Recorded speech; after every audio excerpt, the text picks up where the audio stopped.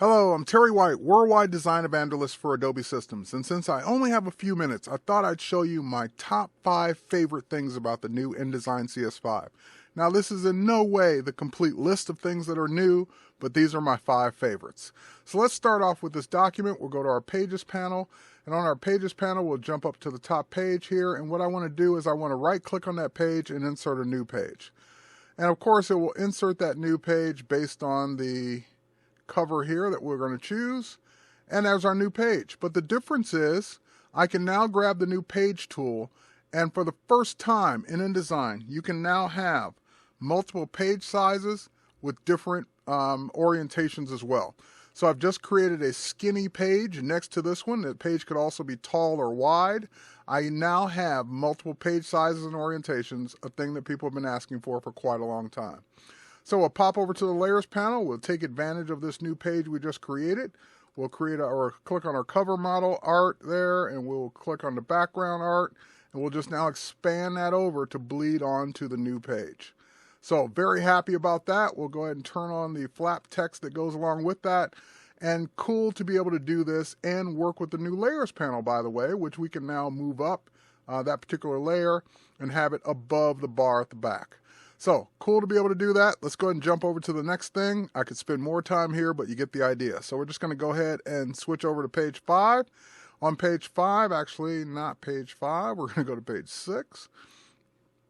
On page 6 here, we have an issue where we've got the headline is not right. So let's go ahead and correct this headline. It would really look better if it were spanning across both columns. So we'll just simply go ahead and choose that, and now there's a simple command called span to that will span it across 2 columns and automatically balance everything else without me having to create yet a new frame and new workflow. So let's go ahead and now switch over to a different page where we've got a similar issue or a different frame, where we got a similar issue to deal with. Same thing here. We're going to go ahead and just make that 3 columns instead of 2. We'll go ahead and highlight this text, and we'll say that it now spans 2 columns. Awesome. And then we'll highlight this text, and we've got a different issue. Whereas if we have more room on this 1 column, it'd be great if we could now split this across 2 columns. Awesome to be able to do that right inside of InDesign with simple commands, very easy to do. All right, so the next thing we'll do is we'll jump over to another spread here.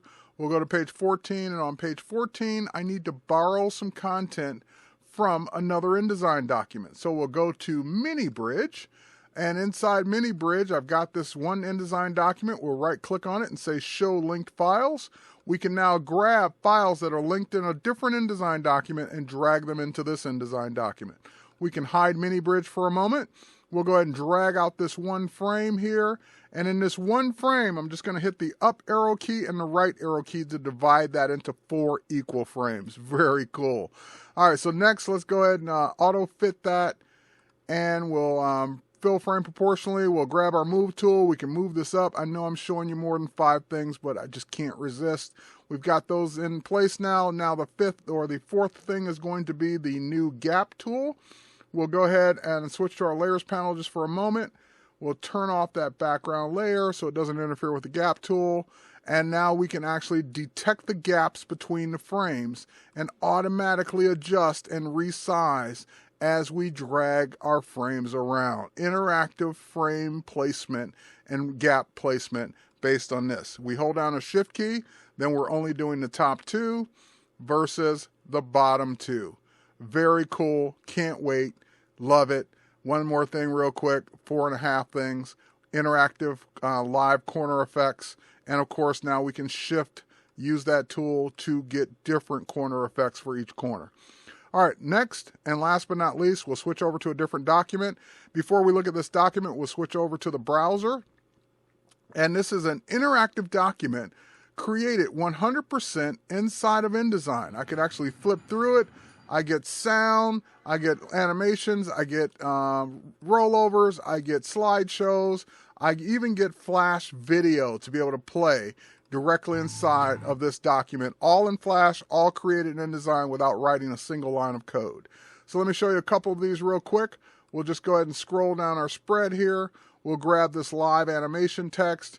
We'll go ahead, switch to our new interactive workspace so we can get all the things we need. Now that we're in our interactive workspace, we'll switch to the animation panel. We'll go ahead and choose that we want that to fly in from the top. Now that it flies in from the top, the next thing we want to do is we want to adjust the timing for it so that it plays at the beginning of the animations. And we want to loop our flies so that they play all together. So now that we've done that, we can go ahead and preview this directly inside of InDesign. It will load an instance of the Flash player in a panel, and I get to see all my animations happen, including my rollovers. For that slideshow, we can wire that up really quickly. Just go ahead and select all of those images, align them to their lefts and tops. Next thing we'll do is we'll create a multi-state object of those images. Again, I'm doing all of this without writing a single line of code, just by choosing single or simple options in panels. Now that I've got that, we'll make the buttons actually control it.